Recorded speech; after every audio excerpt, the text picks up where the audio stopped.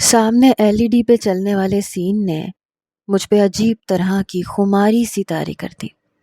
میں نے شمائل کے بیڈ پہ رکھے ہاتھ پر اپنا ہاتھ رکھا اور زور سے پکڑ لیا۔ اگلے ہی لمحے میرے منہ پہ بڑی زور کا کشن لگا۔ میری خماری پل میں اڑن چھو ہوئی۔ وہ کہنے لگی، بدتمیز انسان، شرم نہیں آتی تمہیں؟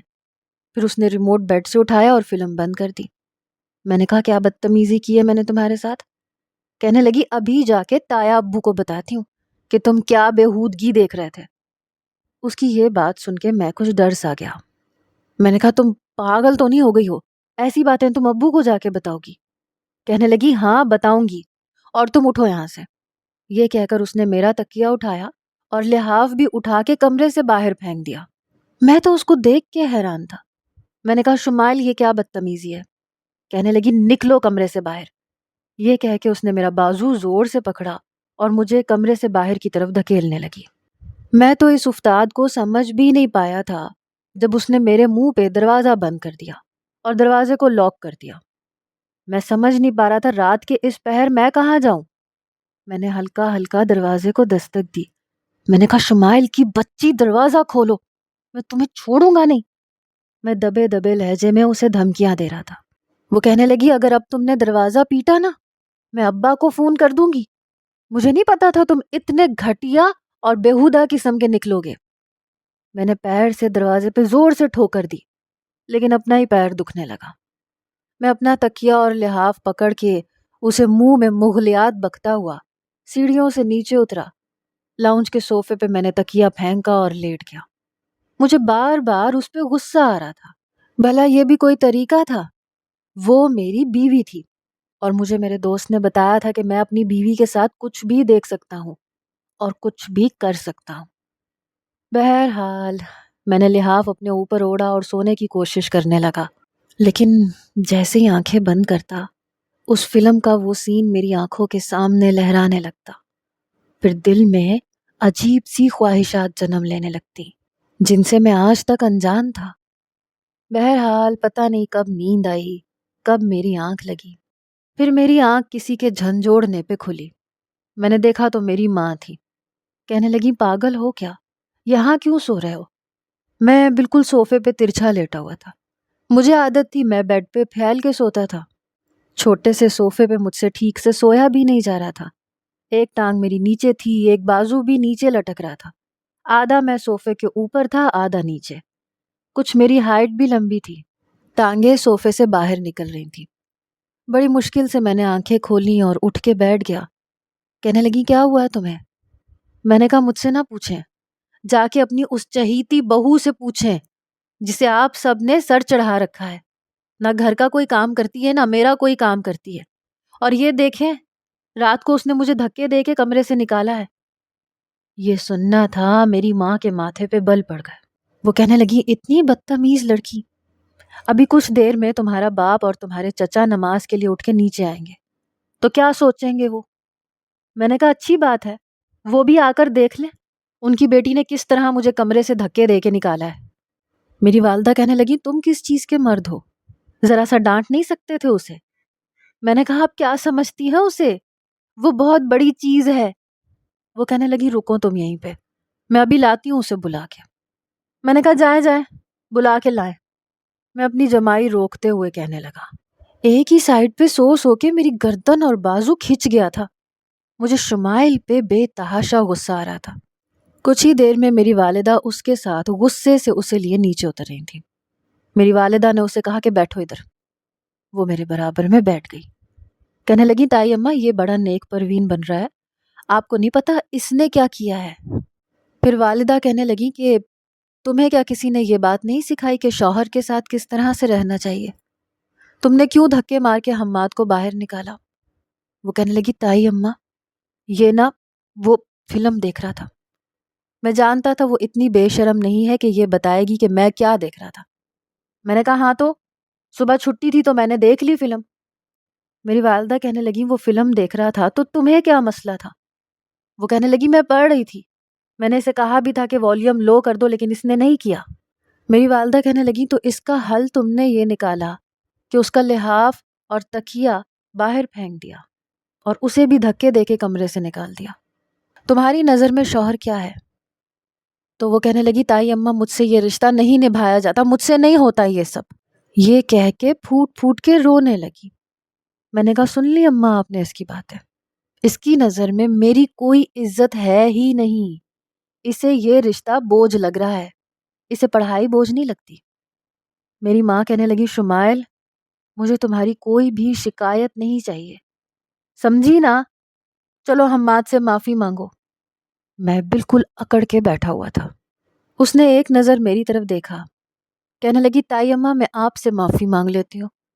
میری والدہ کہنے لگی جی نہیں، حماد سے معافی مانگو، بدتمیزی تم نے کی ہے، جو بھی کیا ہے تم نے اس کے ساتھ کیا ہے، کمرے سے تم نے اسے دھکے دے کے نکالا تو معافی تم اس سے مانگو۔ اس نے کہا آئی ایم سوری حماد۔ میں نے کہا اٹس اوکے۔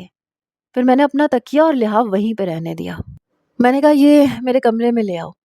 یہ کہہ کے میں اوپر کا زینہ چڑھ گیا۔ میں اپنے کمرے میں آ کے بیڈ پہ لیٹ گیا۔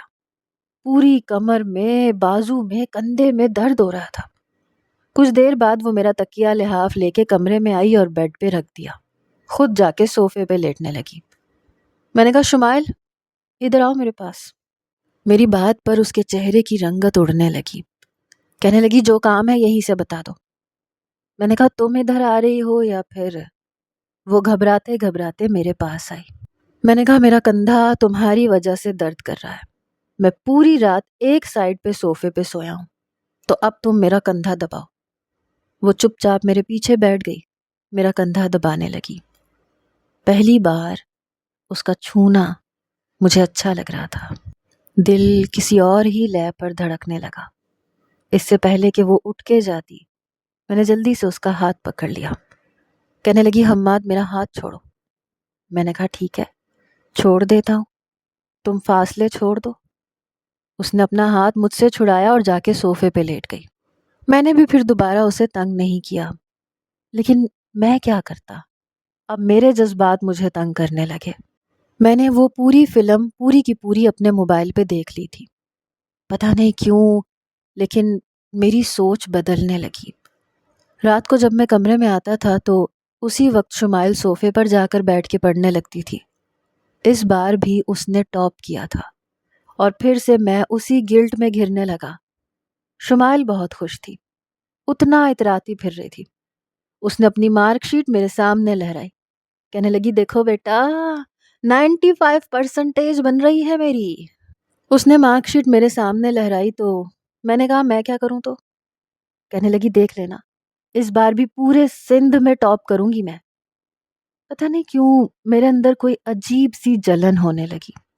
میرا دل چاہا میں اس کی مارک شیٹ پھاڑ کے پھینک دوں، لیکن یہ میں کر نہیں سکتا تھا۔ اس لیے میں نے سوچا کہ اب مجھے جو کرنا ہے جلدی کرنا ہے، کیونکہ جب تک یہ پریگننٹ نہیں ہو جاتی یہ پڑھائی نہیں چھوڑے گی اور مجھے تانے سننے پڑیں گے۔ رات کو جب وہ صوفے پہ لیٹنے لگی تو میں نے کہا بات سنو میری۔ کہنے لگی کیا ہے؟ میں نے کہا تم اب میرے پاس ادھر بیڈ پہ آ کے سویا کرو، اب تم میری بیوی ہو اور تم میرے بیڈ پہ آ کے سویا کرو۔ یہ بات میں نے روب جماتے ہوئے کہی تو وہ کچھ تذبذب کا شکار ہوئی، کہنے لگی میں نہیں آؤں گی، میں صوفے پہ ہی ٹھیک ہوں۔ میں نے کہا تم شرافت سے آ رہی ہو یا پھر میں دوسرا طریقہ اختیار کروں؟ کہنے لگی دیکھو اگر تم نے میرے ساتھ کوئی زور زبردستی کرنے کی کوشش کی میں تائی اماں کو بتا دوں گی۔ میں نے کہا ٹھیک ہے تمہاری اس بات کا بھی میں علاج کر دوں گا، جب دیکھو دھمکیاں دیتی رہتی ہو، شوہر نہ ہو گیا تمہارا نوکر ہو گیا، جا کے پوچھنا اپنی استانی سے کہ شوہر کے کیا حقوق ہوتے ہیں، بات کرتی ہو ٹاپ کرنے کی۔ میں نے تکیہ درست کیا اور لیٹ گیا۔ آدھی رات میں نے اپنا جی جلاتے ہوئے گزاری۔ اگلے روز میں نے اپنی ماں سے کہا کہ رات کا کھانا میں شمائل کے ہاتھ کا پکا ہوا کھاؤں گا، اور اگر آپ نے اسے گھر کے کام پہ نہیں لگایا تو مجھ سے برا کوئی نہیں ہوگا۔ جب میں فیکٹری جا کے محنت کر رہا ہوں، پیسے کما رہا ہوں، تو اس کو کیا تکلیف ہے؟ اسے پڑھنا ہے نا تو شوق سے پڑھے، لیکن اپنی ذمہ داریاں پوری کر کے پڑھائی کرے، اور بابا کو اچھی طرح سے سمجھا دیں کہ اس کا زیادہ ساتھ نہ دیا کریں۔ اگر وہ اس گھر کے کام نہیں کرے گی تو کل سے میں بھی فیکٹری نہیں جاؤں گا۔ میری ماں میرے تیور دیکھ کے کہنے لگی لو چونٹی کو بھی پر نکلا ہے، اچھا ٹھیک ہے کروا لوں گی میں اس سے کام، آج کا کھانا وہی بنائے گی۔ میں نے کہا ہاں ٹھیک ہے، اور ہاں نہاری بنوائیے گا، میں رات کو نہاری کھاؤں گا۔ میں نے جان بوجھ کے ایسی فرمائش کی تھی جس کا پکانا مشکل ہو۔ ناشتہ کر کے میں فیکٹری چلا گیا۔ رات کو جب میں واپس آیا تو سب سے پہلے میں نے اپنے کمرے کا صوفہ کمرے سے باہر نکال کے گیسٹ روم میں رکھوا دیا۔ پورا دن میری اماں نے شمائل کو کچن میں گھسائے رکھا، اس سے نہاری بھی بنوائی، اسی لیے وہ بہت تپی ہوئی تھی۔ کھانے کی ٹیبل پہ مجھے غصے سے دیکھے جا رہی تھی۔ بہرحال نہاری بہت مزے کی بنی تھی۔ میں نے 2-2.5 روٹیاں پیٹ بھر کے کھائیں اور آرام سے جا کے اپنے کمرے میں لیٹ گیا۔ اب مجھے شمائل کے واپس آنے کا انتظار تھا۔ ظاہر ہے کمرے میں صوفہ موجود نہیں تھا، اور یہ تو اس سے برداشت ہی نہیں ہونا تھا۔ آج شاید میری اماں نے اس سے رات کے برتن بھی دھلوائے تھے۔ جب کمرے میں آئی تو اپنے دوپٹے سے ہاتھ صاف کر رہی تھی۔ جب سامنے کمرے میں صوفہ غائب دیکھا تو کہنے لگی حماد صوفہ کہاں ہے؟ میں نے کہا میں نے باہر نکلوا دیا۔ کہنے لگی کیوں باہر نکلوایا؟ جاؤ جا کے صوفہ لے کے آؤ۔ میں نے کہا کوئی صوفہ نہیں آئے گا اس کمرے میں، تمہیں سونا ہے نا تو یہاں سو میرے پاس بیڈ پہ، اور جاؤ جا کے میری اماں کو لگاؤ شکایت، یا میرے باپ سے جا کے کہو کہ میں نے کمرے سے صوفہ باہر نکال دیا ہے، اور پھر وجہ بھی بتا دینا۔ میری بات سن کے وہ تپ کے رہ گئی۔ اس نے سارے کشن اٹھائے اور بیڈ کے بیچوں بیچ رکھ دیے۔ میں تو اسے دیکھتا رہ گیا۔ 2 منٹ کے اندر اندر وہ کشنز کی دیوار کھڑی کر چکی تھی، پھر اپنا تکیہ رکھ کے آرام سے لیٹ گئی۔ میں نے کہا چاہتی کیا ہو تم؟ کہنے لگی فی الحال سکون سے سونا چاہتی ہوں، پورا دن تمہاری وجہ سے میرا کچن میں گزر گیا ہے، مجھے ٹیسٹ بھی یاد نہیں ہے، ابھی سوؤں گی تو صبح جلدی اٹھ کے یاد کروں گی۔ میں نے کہا چھوڑو پڑھائی، کس نے کہا ہے سر کھپانے کو؟ کہنے لگی کبھی نہیں چھوڑوں گی، میں جانتی ہوں تم یہ سب کیوں کر رہے ہو، تاکہ میں پڑھائی چھوڑ دوں۔ جب سے میرا رزلٹ آیا ہے تمہاری شکل پہ 12 بجے ہوئے ہیں۔ میں نے کہا دیکھو تمیز سے بات کرو، شوہر ہوں تمہارا، نوکر نہیں ہوں۔ کہنے لگی اور شوہر وہ ہوتے ہیں جو اپنی بیوی کا ساتھ دیتے ہیں، اس سے جیلس فیل نہیں کرتے۔ میں نے کہا مجھے زیادہ سبق پڑھانے کی ضرورت نہیں ہے، اچھا میرا سر دباؤ، میرے سر میں درد ہو رہا ہے۔ وہ کہنے لگی تمہارا گلا نہ دبا دوں، ایک ہی دفعہ میری جان چھوٹ جائے گی۔ مجھے اس کی بات سن کے بڑا غصہ آیا۔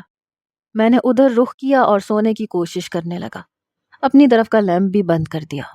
وہ بھی سو چکی تھی لیکن مجھے نیند نہیں آ رہی تھی۔ آہستہ آہستہ میں نے سارے کشن اٹھائے اور زمین کے ایک کونے میں پھینک دیے۔ اب میں چاہتا تھا کہ وہ میرے قریب آئے، لیکن کیسے یہ سوچ رہا تھا۔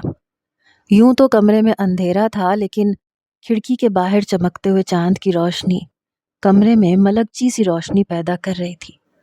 مجھے اس کا چہرہ صاف نظر آ رہا تھا۔ میں ذرا سا قریب ہوا، لیکن میرا دل زور زور سے دھڑک رہا تھا۔ میں نے اس کے رخسار پہ ایک ہلکا سا تھپڑ مارا اور فوراً سے آنکھیں بند کر کے لیٹ گیا۔ وہ ہڑبڑا کے اٹھی، دائیں بائیں دیکھنے لگی، پھر اس نے مجھے دیکھا۔ میں منہ کھول کے سو رہا تھا، بلکہ سونے کا ناٹک کر رہا تھا۔ جب اسے یہ لگا کہ تھپڑ کسی غیبی مخلوق نے اسے مارا ہے تو اس نے لیمپ بند کیا اور میرا ہاتھ پکڑ کے ذرا سا میرے قریب ہو کے لیٹ گئی۔ جلدی سے اپنی آنکھیں بھی بند کر لیں۔ شاید کچھ ڈر گئی تھی، لیکن اس کا یوں میرے قریب ہونا مجھے بہت اچھا لگ رہا تھا۔ کچھ دیر میں وہ دوبارہ سے سو چکی تھی۔ میرا ہاتھ اس نے بہت مضبوطی سے پکڑ رکھا تھا، پتہ نہیں کیوں بہت اچھا لگ رہا تھا۔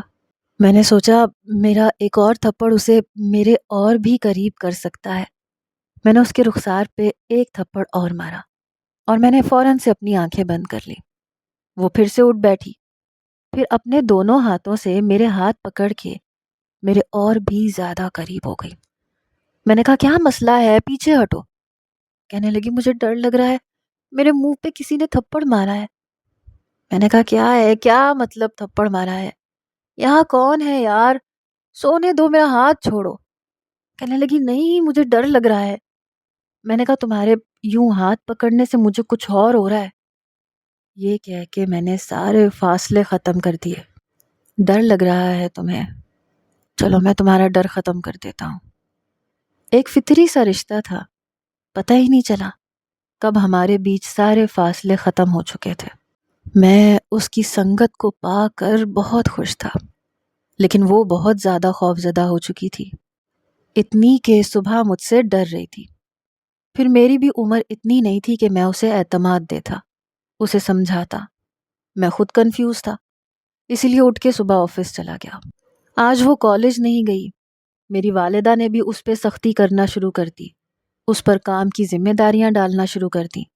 اب رات کا کھانا وہی بناتی تھی، رات کے برتن بھی وہی دھوتی تھی۔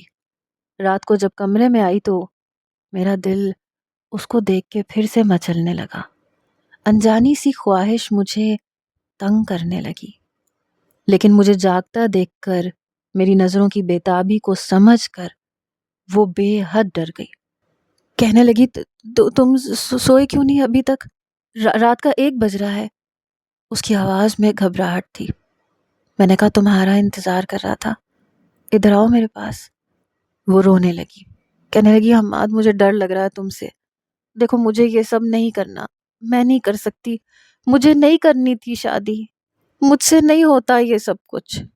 لیکن میں نے اس کی کوئی بات سنی ہی نہیں، میں تو اپنے جذبات میں بہنے لگا۔ لیکن اس چکر میں شمائل کو بالکل فراموش کر چکا تھا۔ کبھی کبھی میں اتنے جنون اور شدت میں آ جاتا تھا کہ یہ بھی بھول جاتا تھا کہ مجھے اسے اعتماد دینا چاہیے، نرمی والا معاملہ اپنانا چاہیے۔ شاید میں عمر کے جس حصے میں اس وقت تھا، اس وقت لڑکوں کے جذبات عروج پر ہوتے ہیں، شدتوں پر کیسے قابو کیا جاتا ہے انہیں سمجھ نہیں ہوتی۔ میں بھی ایسے ہی کرنے لگا۔ وہ مجھ سے ڈرنے لگی، رات کے 1 بجے تک کمرے میں نہیں آتی تھی، اور مجھے اس پہ غصہ آتا تھا۔ جب کمرے میں آتی تھی تو پھر میں اپنا جنون اور غصہ اس پہ اتارتا تھا۔ مجھے کوئی سمجھانے والا نہیں تھا، نہ میں کچھ سمجھنے کے موڈ میں تھا۔ میں اس کا ذرا بھی خیال نہیں کرتا تھا۔ میں نے دیکھا کہ 15 دن میں اس کی رنگت سفید سے پیلی پڑ گئی۔ مجھے دیکھ کر اس کی جان نکلتی تھی، مجھے لگتا تھا میں اس پہ روب جما رہا ہوں۔ ابھی 2 مہینے نہیں گزرے تھے جب اس کی طبیعت خراب ہونے لگی۔ اس کی الٹیاں نہیں رک رہی تھیں، کچن میں کھڑی کھڑی چکرا کے گر گئی۔ میری چچی، میری والدہ پریشان ہو گئیں، فٹافٹ اسے ہسپتال لے گئیں۔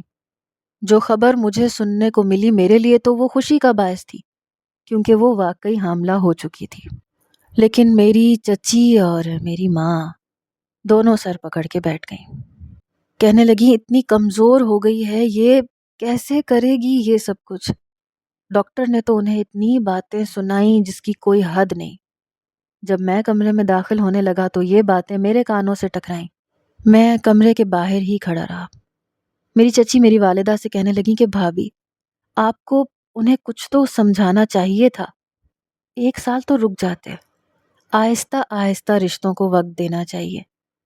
وہ کہنے لگی مجھے کیا پتا تھا، مجھے تو لگا تھا کہ اسے عقل ہی نہیں ہے، اسے پتہ ہی نہیں ہے کہ یہ رشتہ کیا ہوتا ہے۔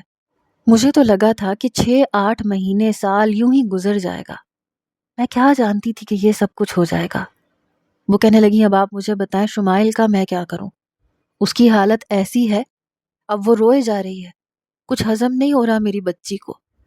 میری ماں کہنے لگی اچھا ٹھیک ہے، تم فکر نہ کرو، اللہ مالک ہے، اب جو ہو گیا نبھانا تو ہے نا۔ شمائل کہنے لگی اماں مجھے آپ کے کمرے میں سونا ہے، میں یہاں نہیں رہوں گی، مجھے حماد کے کمرے میں نہیں رہنا۔ میری ماں کہنے لگی ایسا کرو زلیخا، تم چند دن کے لیے اسے اپنے کمرے میں لے جاؤ، اس کا خیال رکھو۔ وہ کہنے لگی اچھا ٹھیک ہے۔ میں فوراً سے وہیں سے پلٹ کر نیچے آ گیا۔ یہ تو سمجھ میں آ گیا تھا کہ اسے ہوا کیا ہے، یہ خوشی بھی تھی، لیکن اب اسے نیا بہانہ مل گیا اپنی ماں کے پاس سونے کا۔ ابھی 2 مہینے نہیں ہوئے تھے شادی کو، میرے جذبات کو کہاں سکون آیا تھا۔ 5 دن بعد جب وہ کمرے میں آئی تو میں نے اس بات کا بھی لحاظ نہیں کیا کہ وہ کس کنڈیشن میں ہے۔ مجھے تو ایسا لگا کہ 5 دن جو وہ مجھ سے دور رہی ہے، مجھے اس کا بدلہ اس سے 1 ہی دن میں لینا ہے۔ پتہ نہیں ان دنوں میں پاگل سا ہو گیا تھا، یا شاید یہ ان غیر اخلاقی فلموں کا اثر تھا جو میں دیکھنے لگا تھا۔ مجھے اندازہ نہیں تھا کہ بیوی کے ساتھ کس طرح سے رہا جاتا ہے۔ میں نے جو فضولیات دیکھی، میں نے یہی سمجھا کہ یہی رشتہ ہے۔ پھر کم عمر تھا، किसी ने अकल देने की कोशिश नहीं की। मेरे दोस्त उल्टी सीधी बातें जो मुझे सिखाते मैं उसी को तरजीह देता, यही समझता कि यही सब कुछ ठीक है। जैसे जैसे वक्त गुजरता जा रहा था, शुमाइल की तबीयत खराब रहने लगी। जब मैं करीब होता, वो हाथ जोड़ के मुझसे कहती कि मैं ठीक नहीं हूँ, प्लीज मेरी जान छोड़ दो, बख्श दो मुझे। तो मैं कहने लगा, ज्यादा ड्रामे मत किया करो, तुम क्या अनोखा बच्चा पैदा कर रही हो? हमारी दादी ने भी पैदा किए हैं, माओ ने भी। वो कॉलेज छोड़ चुकी थी, मेरे लिए ये बात सबसे ज्यादा खुशी का बायस थी। लेकिन जैसे जैसे वक्त गुजरने लगा, उसे चलने फिरने में भी मुश्किल आने लगी। इसके बावजूद मैं उससे अपने सारे काम करवाता था। 9 माह गुजरने के बाद उसे जिचगी शुरू हो गई। जैसे ही मैंने उसे तड़पते हुए देखा, मेरे होश उड़ के रह गए। मैंने फटाफट से अम्मा का दरवाज़ा पीट के रख दिया। मैंने कहा, पता नहीं शुमाइल को क्या हो गया, उसे बहुत दर्द हो रहा है। मैं उसे अस्पताल साथ लेकर गया था। वो भी 17 साल की भी नहीं हुई थी। ऑपरेशन से मेरा बेटा पैदा हुआ था। डॉक्टर मेरी माँ और चची को कहने लगी, मौत के मुंह से निकल के आई है तुम्हारी बेटी। पता नहीं तुम लोगों को क्या सूझी छोटी उम्र में बच्चों की शादी करने की। मेरी माँ कहने लगी कि ये बैठी हैं इसकी दादी, इनको शौक चढ़ा था, जो कहना है इनसे कहें। मेरी दादी ने भी अपना चेहरा दुपट्टे से लपेट लिया, अपना चेहरा छुपाने की कोशिश करने लगी। नर्स ने एक छोटा सा वजूद मेरी गोद में पकड़ा दिया। मुझे तो ये तक समझ नहीं आ रही थी कि उसे पकड़ूं कैसे। मैंने जल्दी से दादी की गोद में डाल दिया। कहने लगी, क्या हुआ, बेटा है तुम्हारा? मैंने कहा, जी ठीक है बेटा है, लेकिन मुझे पकड़ना नहीं आता, मुझसे गिर जाएगा। पहली बार एहसास हुआ कि शायद मैंने अपनी दादी को गलत बातें सिखा दी। बदला लेने के चक्कर में मैंने अच्छा नहीं किया। कुछ ही देर में उसे रूम में शिफ्ट कर दिया गया। जब मैंने उसे देखा तो देखता रह गया। चेहरा बिल्कुल मुरझा चुका था, आंखों के नीचे गहरे हलके थे। जरा सा हिलती थी तो चीखने चिल्लाने लगती थी, तो सब फौरन उसके पास जाते। अम्मी बहुत दर्द हो रहा है, मुझसे बैठा नहीं जा रहा। मेरी चची उसे सहारा देके बिठा रही थी, वो रोए जा रही थी। पहली बार मुझे उसकी हालत देखकर उस पे तरस आया। मैं कमरे से बाहर जाने लगा तो चची कहने लगी, इधर आओ, तुम कहाँ जा रहे हो?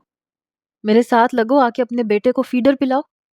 बड़ी मुश्किल से उन्होंने शुमाइल को उठा के बिठाया, फिर मुझे फीडर तैयार करके दिया। मैंने कहा, चची मुझे कहाँ पकड़ना आता है? कहने लगी, पैदा करना आता है। मैंने कहा, आप लोगों की वजह से ये सब कुछ हुआ है।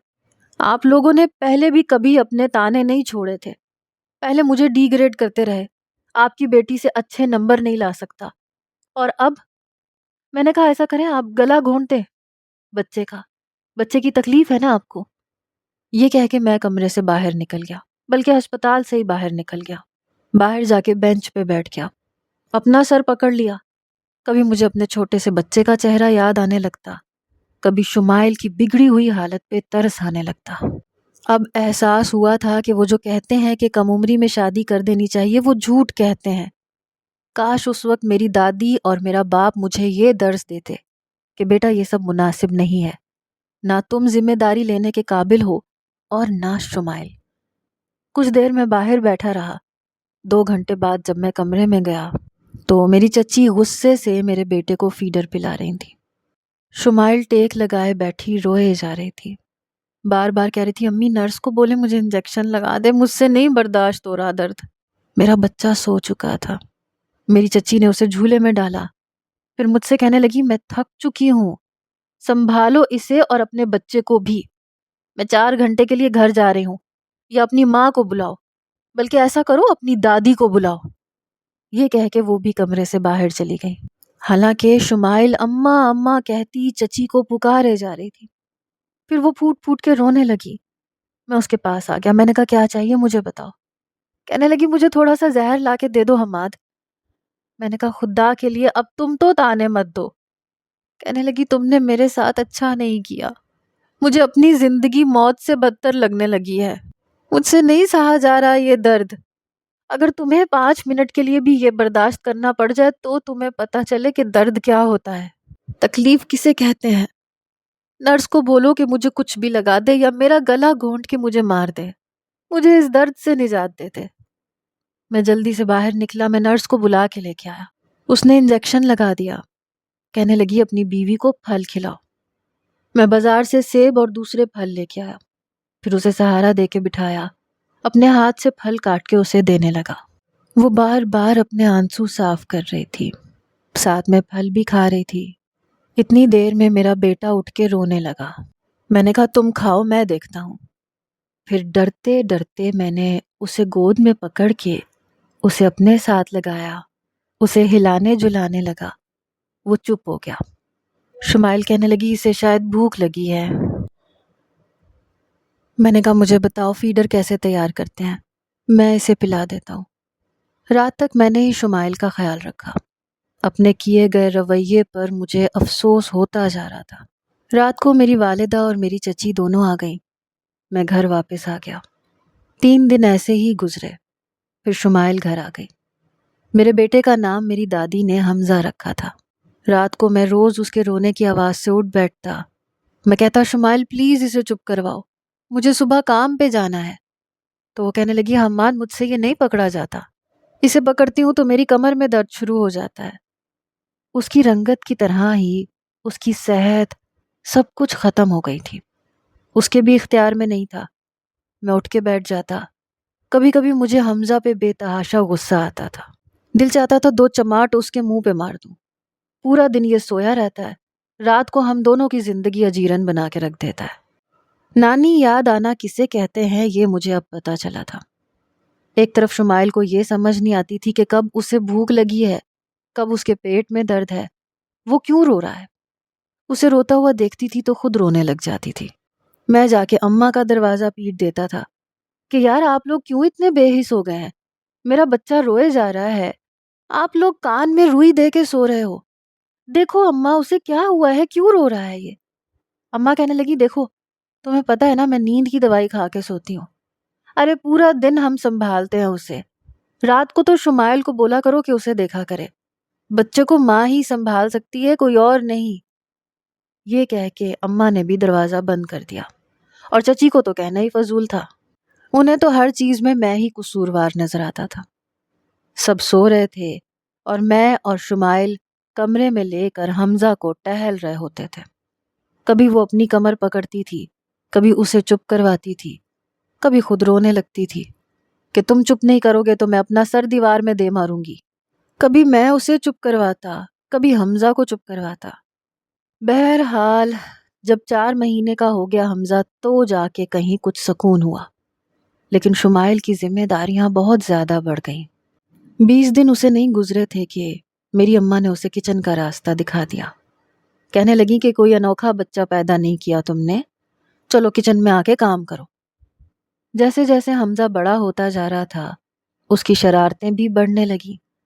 وہ بس سب کو آدھا گھنٹہ ہی اچھا لگتا تھا، سب آتے تھے، پیار کرتے تھے، اس کے نخرے اٹھاتے تھے، لیکن باقی کی ساری ذمہ داری شمائل پر تھی۔ اس لڑکی کو پڑھنے کا شاید جنون تھا۔ جب کبھی وہ فارغ ہوتی یا حمزہ سویا ہوتا تو کتابیں لے کے حسرت سے انہیں دیکھتی، پھر رونے لگتی، پھر کہنے لگتی کہ کتنے خواب دیکھے تھے میں نے، لیکن شاید ہم لڑکیوں کو خواب دیکھنے کا بھی حق نہیں ہوتا۔ جس بات پہ مجھے کبھی اس سے جلن ہوتی تھی آج مجھے اس پہ بہت شرمندگی ہو رہی تھی۔ میں نے کہا جیسے حمزہ بڑا ہو جائے گا میں تمہارا داخلہ خود کالج میں کرواؤں گا۔ تو کہنے لگی رہنے دو۔ میں نے دل سے خواہش ہی ختم کر دی، اپنی آنکھوں سے یہ خواب بھی نوچ کے پھینک دیے۔ اس کی بات سن کے پتہ نہیں کیوں مجھے دکھ سا ہوا۔ ایک بار میری آنکھ رات کو کھلی تو وہ کمرے میں نہیں تھی۔ مجھے لگا شاید حمزہ کا فیڈر بنانے گئی ہے، لیکن حمزہ رو نہیں رہا تھا بلکہ بے خبر سویا ہوا تھا، اور فیڈر تو وہ تبھی بناتی تھی جب وہ روتا تھا۔ میں نے اٹھ کے باہر آ کے دیکھا تو کچن میں کھڑی ہوئی سوکھی روٹی پانی کے ساتھ کھا رہی تھی۔ میں نے کہا یہ کیا کر رہی ہو؟ کہنے لگی بھوک لگ رہی ہے۔ میں نے کہا تو کھانا کھاؤ، یہ سوکھی روٹی پانی کے ساتھ کیوں کھا رہی ہو؟ فریج میں اتنا سارا کچھ تو موجود ہے، آج تو ویسے گھر میں دعوت تھی۔ تو کہنے لگی ہاں دعوت کے لیے کھانا بنا بنا کے تھک گئی تھی، اسی لیے اس وقت مجھ سے کھانا نہیں کھایا گیا۔ میں نے کہا تو کوئی بات نہیں، اب کھا لو۔ لیکن جیسے ہی میں نے فریج کھولا تو میں حیران رہ گیا۔ میں نے کہا یہ فریج لاک کیوں ہے؟ تو رونے لگی، کہنے لگی پتہ نہیں۔ یہ کہہ کے اس نے سوکھی روٹی منہ میں ڈالی اور پانی سے نگل لی۔ میں سوچ بھی نہیں سکتا تھا کہ میری ماں فریج کو لاک کر کے سوتی ہے تاکہ شمائل کھانا یا دودھ کا گلاس نہ پی لے۔ وہ کہنے لگی تائی اماں کہتی ہیں کہ حالات کے ساتھ گزارا کرنا چاہیے، تمہارے شوہر کا خرچہ ہم نہیں برداشت کر سکتے۔ میں نے کہا کیا مطلب اس بات کا؟ میں تو فیکٹری جا کے کام کرتا ہوں۔ وہ کہنے لگی تمہارے کام کی کوئی اہمیت نہیں ہے، سب یہی کہتے ہیں کہ تایا ابا اور ابا کی ساری محنت ہے۔ میں نے کہا اچھا؟ کہنے لگی میں اسی لیے چاہتی تھی حماد کہ تم تعلیم حاصل کرو، تمہیں باتیں بھی اسی لیے سناتی تھی کیونکہ میں جانتی تھی کہ تم میرا نصیب ہو۔ اگر تم اچھی تعلیم حاصل کرو گے، میں اچھی تعلیم حاصل کروں گی، تو ہم مل کے کچھ نہ کچھ کر لیں گے، ورنہ ساری زندگی ہمیں دوسروں کے رحم و کرم پہ رہنا پڑے گا۔ ہم دونوں محنت کریں گے، لیکن پھر بھی سننے میں یہی ملے گا کہ ہم خود کچھ نہیں ہیں، ہمیں ہمارے گھر والے پال رہے ہیں۔ دیکھ لیا نا تم نے، مجھے رات کو بھوک لگتی ہے لیکن فریج ہمیشہ لاک ملتا ہے۔ تائی امی کہتی ہیں کھانے کے وقت کھانا نہیں کھاؤ گی تو دوبارہ کھانے کے لیے تمہیں الگ سے نہیں ملے گا۔ یہ سن کر مجھے بہت دکھ ہوا تھا۔ میں نے کہا فکر نہیں کرو، میں کرتا ہوں کچھ۔ پھر اس مہینے میں نے ابا سے کہا کہ وہ میری تنخواہ الگ سے مجھے دیا کریں۔ ابا کہنے لگے کیا مطلب الگ سے کیوں؟ دیکھو گھر میں کچھ بھی الگ سے نہیں آتا۔ تو میں نے کہا ہاں لیکن میں محنت تو کر رہا ہوں نا۔ تو کہنے لگے محنت تو ہم بھی کر رہے ہیں، تم کوئی احسان تو نہیں کر رہے۔ پر مجھے بڑا افسوس ہوا، میں سب کے رویوں کو دیکھ چکا تھا، اس لیے میں نے پرائیویٹ پڑھنا شروع کر دیا، کمپیوٹر کورسز کرنے شروع کر دیے، کمپیوٹر مشینوں کو آپریٹ کرنا شروع کر دیا۔ بہت جلد میں سب کچھ سیکھ گیا۔ حمزہ بھی 8 مہینے کا ہو چکا تھا۔ میں نے دوبارہ سے شمائل کا داخلہ کروایا اور خود دوسری فیکٹری میں کام کرنا شروع کر دیا، جہاں مجھے 40 سے 45 ہزار تنخواہ ملنے لگی۔ یہ دیکھ کر میرے والد نے مجھ پہ بہت غصہ کیا کہ تم اپنی فیکٹری چھوڑ کے دوسروں کی فیکٹری کی ملازمت کر رہے ہو۔ میں نے کہا اس لیے کیونکہ وہاں مجھے محنت کے پیسے ملتے ہیں، یہاں تو 2 وقت کی روٹی نہیں ملتی میری بیوی اور میرے بچے کو۔ میری بیوی کو، میرے بچے کو، ان دونوں کو خوراک کی ضرورت ہے۔ امی کو تو نظر نہیں آتا جو شمائل کی کیا حالت ہو گئی ہے، لیکن مجھے نظر آتا ہے۔ ابا وہ ابھی 18 سال کی بھی نہیں ہے، ابھی گھر کے سارے کام کی ذمہ داری اماں نے اس پہ ڈال دی ہے۔ رات کو جب اسے بھوک لگتی ہے نا تو رات کو فریج لاک ہوتا ہے۔ میری بیوی کو 1 گلاس دودھ پینے کی اجازت نہیں دی جاتی۔ کھانے کے وقت اس کا کھانے کو جی نہ چاہے تو اسے دوبارہ کھانے کی اجازت نہیں ہے۔ ایسی کوئی پابندی میں نے اپنی ماں پہ تو نہیں دیکھی تھی۔ میری والدہ نے جب یہ سنا تو کہنے لگی میں تو اس لڑکی کو بڑا شریف سمجھتی تھی، مجھے نہیں پتا تھا اس نے تمہارے کان بھرنے شروع کر دیے ہیں۔ میں نے کہا اماں میں اندھا نہیں ہوں، میری آنکھیں ہیں، میں نے خود دیکھا ہے اپنی آنکھوں سے۔ اپنی فیکٹری میں اتنی محنت کرنے کے باوجود مجھے یہ تانا سننے کو ملے گا کہ میں کچھ نہیں ہوں، تو بہتر ہے میں کہیں اور نوکری کر لوں۔ 2 سال لگے تھے لیکن میری تنخواہ اب 70,000 ہو چکی تھی۔ شمائل کا BBA اب کمپلیٹ ہونے والا تھا۔ اب مجھے لگتا تھا کہ شمائل کی باتیں ٹھیک تھیں۔ میں اب عمر کے اس دوراہے پر قدم رکھ چکا تھا جہاں جذبات نہیں دماغ کام کرنا شروع کر دیتا ہے۔ اس لیے میرا آپ سب لوگوں کو یہ مشورہ ہے کہ کبھی بھی کم عمری کی شادی کو ترجیح مت دیجیے گا۔ تعلیم حاصل کریں، کیونکہ شادی مقصد زندگی نہیں ہے بلکہ زندگی کا ایک حصہ ہے۔